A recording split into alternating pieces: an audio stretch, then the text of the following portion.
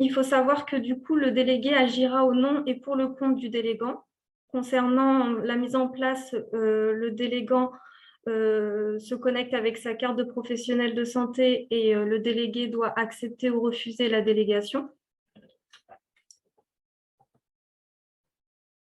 Ensuite, donc du coup, au niveau des profils, il faut savoir qu'un délégué, ça peut être toute personne travaillant avec un professionnel de santé dont l'activité est non connue des référentiels de l'assurance maladie, donc Amélie Pro. Pour le moment, donc là, au niveau des profils qui sont ouverts à la délégation, vous avez les remplaçants. Donc, on a bien précisé exclusif suite à certaines situations qu'on a pu voir récemment. Il faut savoir qu'en fait, si le professionnel de santé délégué a été connu à un moment donné, même pour quelques jours en tant que libéral, pour le moment, la délégation ne sera pas possible. Il faut vraiment que le professionnel de santé soit un remplaçant exclusif, donc jamais connu en tant que libéral par l'assurance maladie. Vous avez ensuite le profil des assistants médicaux et des comptables. Par la suite, l'ouverture est prévue à d'autres populations, comme les secrétaires médicaux, les personnels administratifs en établissement et les personnels soignants salariés en établissement. Mais pour ces personnes-là, on n'a pas de date pour le moment. Il faut savoir que le bouquet de services accessible par les délégués est prédéfini selon le profil qui va lui être attribué. Donc, pour le moment, il n'y a pas possibilité de faire des accès de services à la carte. Donc, voilà au niveau des délégués. Là, on va pouvoir voir le détail par profil. Pardon. Donc, il faut savoir que le profil remplaçant, ce délégué-là aura accès à l'ensemble du bouquet de services selon la spécialité du délégué, selon sa spécialité à lui. Parce que comme du coup, c'est une connexion uniquement par CPS, donc le Amélie Pro saura de quelle spécialité il est. Bon, bah là, pour le moment, on est plutôt sur, bien sûr, des médecins généralistes et il peut y avoir aussi pour les médecins spécialistes. Donc, ils ont accès au bouquet de services et donc à l'ensemble des services et téléservices, sauf ceux en lien avec le paiement et le remboursement de l'assurance maladie. Donc, ça, c'est pour les remplaçants. Pour les comptables, l'accès aux services, ce sont ceux qui sont liés au paiement et au remboursement de l'assurance maladie. Leur mode de connexion, ça va être adresse mail et mot de passe. Et ensuite, pour les assistants médicaux, c'est là pareil. Donc, on est un peu sur le même principe que les remplaçants. À l'ensemble du bouquet de services du PS, du professionnel de santé, délégant. Et donc, là aussi, ils n'ont pas accès au paiement et au remboursement de l'assurance maladie. Et donc, le mode de connexion est uniquement par carte de professionnel, mais qu'on appelle CPE. Donc voilà, et on peut déjà voir les services accessibles pour le profil secrétaire. Donc les services fournissant les droits de patients, les services liés à l'activité administrative, y compris les paiements. Donc en gros, c'est le même accès que quand les secrétaires accèdent par identifiant mot de passe, mais avec ceux du professionnel de santé. Donc elles auront sûrement leur propre identifiant mot de passe.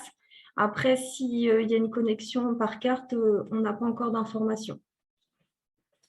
Donc, voilà. Alors, il faut savoir que du coup, pour la mise en place de la délégation, le professionnel de santé délégant accède à Amélie Pro avec sa carte de professionnel de santé. Il se rend sur la gestion de son compte et crée une nouvelle délégation. Si le délégué est connu par Amélie Pro, il va pouvoir donc définir le profil, donc choisir remplaçant, assistant médicaux, comptable. Ça va envoyer un mail qui l'informe en fait qu'il y a une demande de délégation de la part de ce professionnel de santé. Et donc le délégué a ensuite seulement besoin d'accepter ou de refuser la délégation. Et si le délégué est inconnu d'Amélie Pro, il va recevoir en fait, une fois que le professionnel de santé délégant va va créer le profil du délégué, il recevra un mail où on lui proposera de créer son compte et le délégué aura un mail en retour pour lui dire que le compte a bien été créé, que la délégation a été acceptée. Donc là, du coup, je vais vous montrer une petite vidéo de présentation.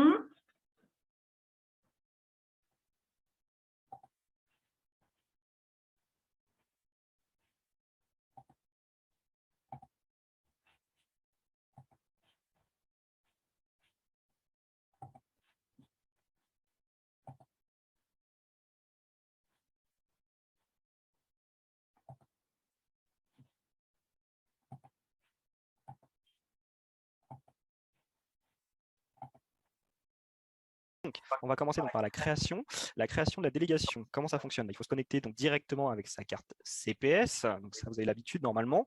Donc vous renseignez bien sûr les codes à 4 chiffres donc, de votre carte CPS. Et ensuite, et en haut à droite, il faut donc aller dans la gestion du compte et cliquer sur mon compte. Ensuite, nous avons donc un pavé en bas où c'est marqué donc délégation. Donc il suffit de cliquer sur créer une nouvelle délégation et aller tout en haut à droite encore donc, pour créer une nouvelle délégation. Ensuite, ce qui est demandé, donc, c'est l'adresse email de votre remplaçant. Donc, il faut bien mettre une adresse mail classique, hein, Gmail, La Poste, surtout ne pas mettre de messagerie sécurité de santé, hein, ça ne fonctionnerait pas. Et il faut être très vigilant donc, sur la bonne orthographe, hein, puisque une erreur de saisie ne fonctionnera pas pour la création pour votre remplaçant. Donc là, vous cliquez bien, comme quoi vous avez bien fait attention, et vous pouvez poursuivre. Ensuite, il faut sélectionner donc, le profil par rapport à ce qu'avait dit Pauline, donc soit assistant médical, comptable ou remplaçant. Donc là, on va bien sûr choisir le côté remplaçant. Ensuite, on va choisir donc les dates auxquelles effectivement le remplacement va s'effectuer, sachant que pour les assistants médicaux, au cas où effectivement, vous pouvez mettre une date beaucoup plus longue, hein, jusqu'en 2022, 2023, 2024, ça, il n'y a aucun souci. Puis, il faut simplement renseigner donc, le numéro RPPS de votre remplaçant, sachant que pour, pareil, les assistants médicaux à titre informatif, là, ça va plutôt être noté en fait le numéro de la carte CPE de votre assistant médical. Mais là, on est bien donc sur le numéro RPPS donc, du remplaçant. On sélectionne donc tout son cabinet pour la délégation et on valide. Donc là, effectivement, on demande donc une dernière confirmation. Et puis, voilà, là, vous avez donc l'information comme quoi ça a bien été fait. Donc là, il faut quitter. Et puis, on voit sur le tableau de bord que le statut est en cours à l'heure actuelle. Alors, le côté du remplaçant, quand il reçoit un mail, en fait, il clique sur un lien pour créer son compte Amélie. S'il a déjà un compte Amélie Pro créé, bien sûr, il fait que valider la délégation. Donc là, il va simplement renseigner donc, son nom, son prénom, puisque les autres informations ont déjà été connues. Il choisit donc un mot de passe, donc mot de passe avec donc 8 caractères, hein, majuscule, minuscule et un chiffre, et également un caractère spécial. Effectivement, vous avez donc les petites coches vertes qui se mettent quand tout est bien renseigné. Et bien sûr, il y a également donc un contrôle sur les mots de passe, voilà, s'ils sont différents, bien sûr. Vous avez une alerte, bon, ça comme n'importe quel site. Donc, ensuite, une fois que le compte Amélie Pro est créé pour le remplaçant, il suffit donc à vous, en tant que titulaire, donc de valider cette délégation. Donc ça, c'est très très important, cette étape-là, sinon ça ne fonctionnera pas. Donc il faut cliquer donc, avec votre carte CPS, bien sûr, il faut retourner sur mon compte, cliquer donc sur le tableau de bord de la délégation, et puis vous voyez, cliquez sur valider bien cette délégation pour qu'effectivement, après là, votre remplaçant puisse effectivement utiliser sa propre carte CPS pour accéder donc au téléservice.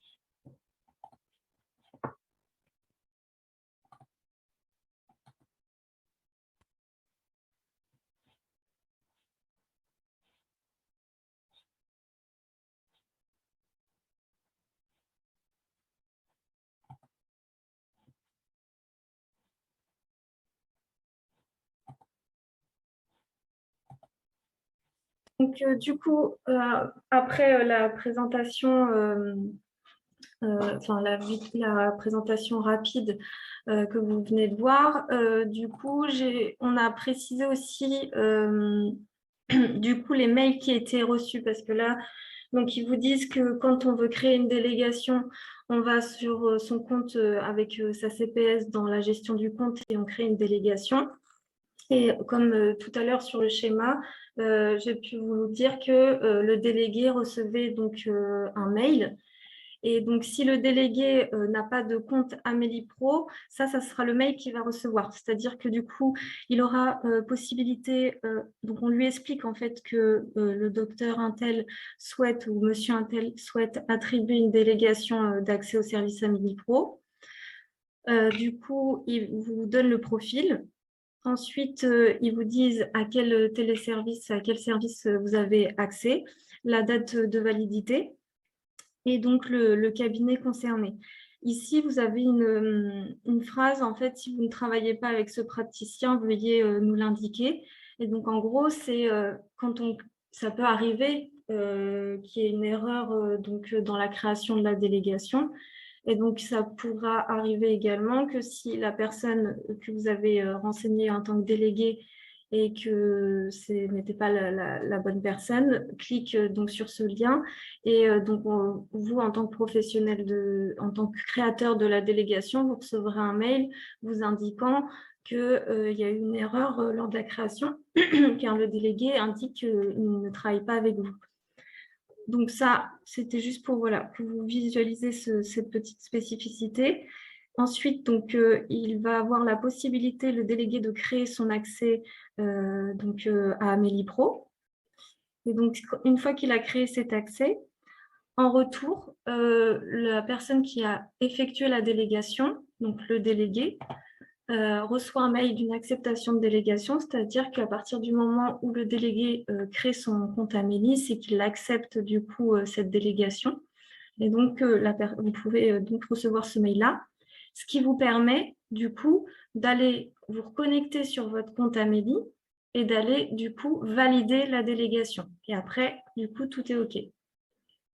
Si le délégué, il avait déjà un compte Amélie, donc on repart sur le même type de mail, sauf qu'en fait, là, il n'y a pas d'histoire de créer un compte. C'est soit on refuse la délégation, soit on accepte la délégation. Et donc, du coup, une fois que la délégation est acceptée, pareil, le professionnel de santé qui a créé la délégation va dans son gestion du compte, dans la délégation Amélie Pro et dans le tableau de bord, il voit que la délégation a été acceptée et donc il peut valider. Au niveau des assistants médicaux, que vous avez vu dans la présentation, c'est le numéro RPPS du remplaçant qui est indiqué parce qu'il avait choisi donc le profil remplaçant. Si ça avait été le profil assistant médical qui avait été sélectionné, il faut juste bien faire attention. Donc, ce qui est demandé pour identifier le délégué, c'est l'identifiant sur la carte CPE. Et donc, en fait, il faut bien indiquer tout ce qui a marqué sur la carte. Pas seulement le numéro, mais aussi le / avec ASMED, pour que du coup, il n'y ait pas de message d'erreur lorsque du coup, il y a la délégation qui est créée. Parce que l'assistant médical va vouloir se connecter, il n'y aura pas ce message « votre carte ne permet pas d'accéder au portail ». Il faut vraiment que cette information-là soit bien renseignée. Donc, voilà pour la précision.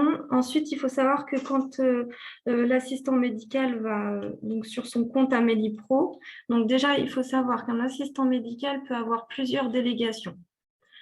Alors, il y a une petite chose un peu complexe, c'est que, en gros, il faut que par personne délégataire, il faut que l'assistant médical ait une CPE. Donc, c'est vrai que ça peut, si par exemple, il va donc être auprès de 3 médecins, il lui faudra 3 CPE. Donc, chaque médecin devra commander une CPE pour l'assistant médical. Et ces 3 médecins vont devoir créer une délégation. Par contre, quand donc les 3 CPE sont commandés et que les 3 délégations sont créées, l'assistant médical pourra se connecter à ces 3 délégations avec une seule des cartes.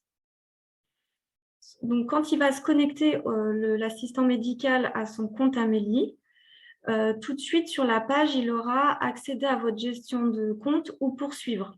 Parce qu'en fait, en fonction de l'ordre à laquelle il y aura eu l'enregistrement des délégations, il y en aura une qui se mettra par défaut.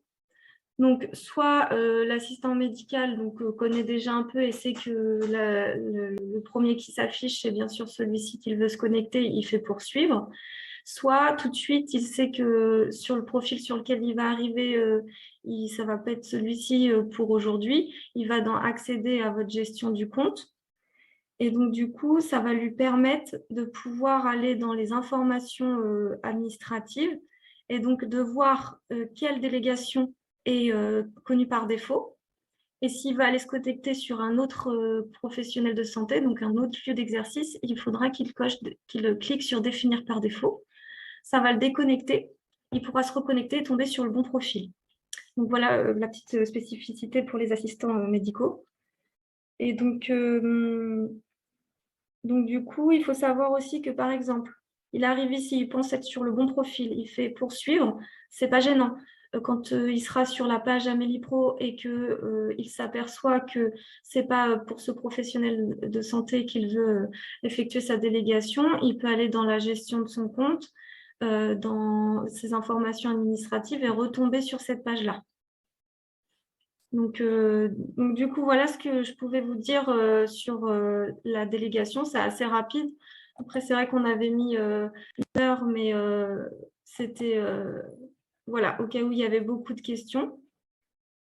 Donc, est-ce que ça a été clair pour vous? Est-ce que vous voulez qu'on précise certaines choses? Vous pouvez désactiver, enfin, vous pouvez réactiver votre micro si vous le souhaitez.